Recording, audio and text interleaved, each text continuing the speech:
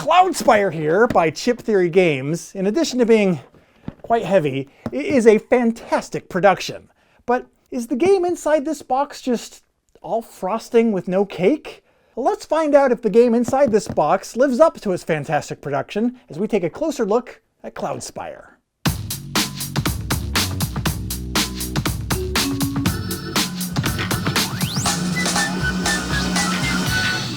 Taking place on the floating islands of Ankar, Cloudspire is a tower defense style strategy game for 1 to 4 players heavily influenced by multiplayer online battle arena games or MOBA style video games. In Cloudspire, players control one of 4 unique factions in a battle to destroy their opponents while capturing a resource called the Source. To do so, players will recruit and deploy armies of minions and heroes, build towers to protect their fortresses, and explore the map for resources and powerful relics to turn the tide of battle. The units that you will deploy are placed in stacks, with different chips representing their hit points and other special abilities. And as armies of minions and heroes approach opposing fortresses, they'll need to contend with spires, powerful defense towers that can be built all around the board. And to survive, players will need to fight for control of build sites and develop new spires and upgrade them wisely in order to hold off the enemy. So march out your minions, level up your heroes, and upgrade your fortresses to unlock new strategies and abilities as you fight to conquer your foes and lay claim to the Source and the win. I have mentioned in other videos that I have long been on the lookout for the ultimate tower defense style board game. There's the Panic line with Dead Panic, Castle Panic, and Hidden Gem Star Trek Panic, and the other recent, more traditional, Age of Towers tower defense game. So when I came across the Kickstarter campaign for Cloudspire, which promised a really meaty tower defense / MOBA experience, I crossed my fingers and went all in on it. And then I waited and waited for about a year for it to be produced and shipped. And all that while, my expectations for this game continued to rise in anticipation as the days just dripped by. So by the time Cloudspire arrived, I had built up in my mind to the point where I felt that, man, if this didn't instantly become one of my top 100 favorite games of all time, I'm going to consider this game to be just a failure. And so, I played it. And what happened? Well, success. And that's not to say the game isn't without its flaws, but let me start off by saying that Cloudspire accomplished exactly what I hoped it would. A deep, detailed tower defense experience that kind of makes me feel like I'm playing a tabletop version of something like Warcraft 3. The production quality in this game is as stellar as one would come to expect from its publisher Chip Theory Games. The neoprene player mats and map tiles immediately capture everyone's attention. I mean, even people that aren't playing the game just walk by, "Oh, I like those mats. Oh, I want one of those," over and over again with everybody that passes by. But components like that do no good if the game that they are components for stinks. But they didn't stop with just the mats. All the various chips used in the game have a really nice weight to them, with the exception of these health chips that I got. There was an option to purchase an upgrade for the health chips as well in the Kickstarter to upgrade them to a sturdier version, but I myself declined because I wanted to be able to lift my copy of the game. Speaking of the game, gameplay-wise, the basic mechanisms at work here are pretty much mostly straightforward. There are some issues that I encountered, which I'll come back to in a moment. But first I want to say that this definitely is not a game that I would just spring on someone the first time that they came over to play and say, "Hey, let's play Cloudspire." There's enough going on in this game here that I would reserve around an hour or so when teaching this game to new players, in order to provide them with enough time to absorb and walk through all the concepts that they need to get comfortable with and how they all work together. Additionally, there is a lot of additional faction and character abilities added into the mix. I mean, just like heaping spoonfuls of them, which can make learning the game feel like, excellent, I just got all the basics down to the point where I feel that I can play this game. What's this? Oh, 14,000 individual special abilities that I will encounter? Okay, hand me the other little book. There is a 2-sided reference sheet that's posted on the game's Board Game Geek page, which lists all of the special abilities and what each of them do. And in my opinion, this printout is a must-have when playing this game. So I'm I'm going to include a link to it in this video's description so you can go there, download it, print it out, and go, I'm glad I have this.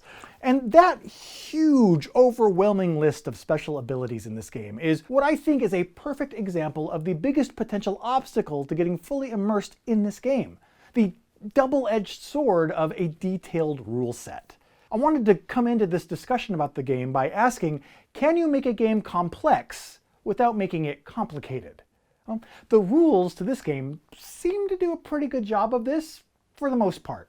The rulebook and ability descriptions do seem to be written really well. And after reading through the rules the first time, I already felt like I was ready to sit down with the game and start walking through some test turns to see how it all actually works. But even so, during our first real game, I'd say that about 65% of the game time was spent referencing the rulebook, with 35% actually spent playing it. But it was still a fun experience. It's just that there's so many special abilities and little nuances and minor knowledge gaps in there that they got to go and figure out. For example, there were some questions about minion movement that we encountered, and even though it's covered in the rulebook, in practice we still came across a few questions. Like, for example, if two hexes are the same distance from your opponent's fortress, but one is strategically more advantageous to end on, can I choose to move my minions to that spot instead? Even if maybe the next turn it ends up I'm farther away.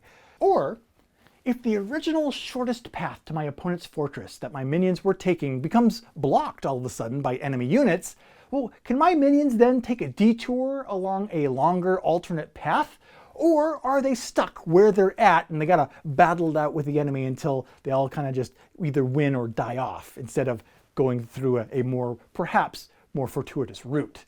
I don't know, even though these are questions that undoubtedly have concrete answers, but in the heat of the moment we had to stop and ponder what those answers would be. Some other issues that we encountered that weren't easily clarified by the rules include things like, if two hexes both have little paths on them, but there's some grass in between those path illustrations, so those paths are not directly connected even though they are in hexes that are side by side, can my minions still walk from one of those hexes to another? I said yes, but everyone else playing the game, plus other people that just walked by to compliment all the playmats in the game, said no. And then they made fun of me a little bit, which I did not appreciate. Or, if a unit with flying attacks an adjacent enemy unit that doesn't have range or flying, can that unit retaliate? We came to the consensus that, sure, they could if the flying unit was making an attack from an adjacent hex. We figured that the non-flying unit couldn't initiate an attack, but could retaliate in defense.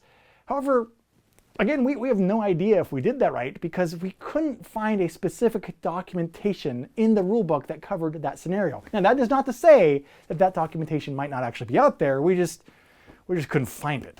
So that, like the thing about traveling across two disconnected paths, seemed to be something that was just assumed everyone would know, but everyone didn't know it. And as a result, like we saw with traveling across two disconnected paths, that assumption can lead to everyone else but me being wrong. I'm used to it, but it's still pretty scary.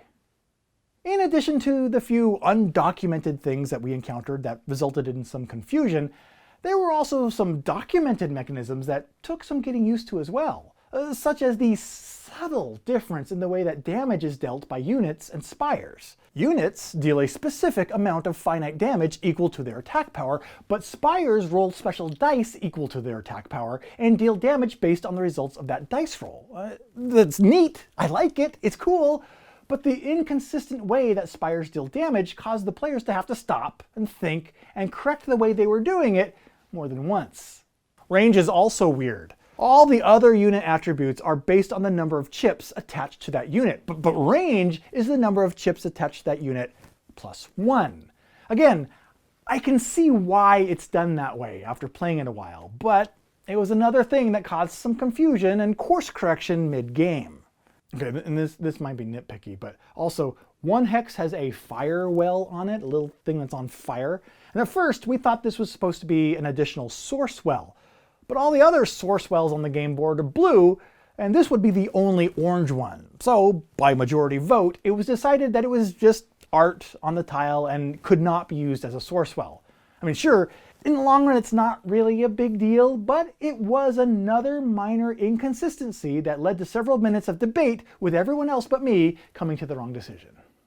And speaking of decisions, what's my final opinion on Cloudspire now that I've had a chance to finally play this game? Does it accomplish what it sets out to do? To be a highly strategic tower defense MOBA game with a focus on exploration, discovery, and replayability? Well, even with the finicky details that we had to iron out during our first game, I'd have to say that Cloudspire absolutely does. I mean, sure, there are more special rules introduced over the course of this game than you could ever hope to commit to memory. And while we did encounter several issues that required us to make our best guess to resolve, these issues were really no greater in quantity or severity than those encountered in other games of this size and ambition that we've played. And even with so much in this game to find and master, or perhaps because there's so much in this game to find and master, I find myself counting the minutes until I'm able to get this game to the table again. I built this game up in my mind for a year after kickstarting it, and it did not disappoint once I got to play it. Add a little bit of divine intervention to your dice rolls with either this dice or devil angel pin strapped to your lapel, lanyard, backpack, or other pinnable surface. Roll with grace and confidence with either one of these 1-inch enamel pins by your side.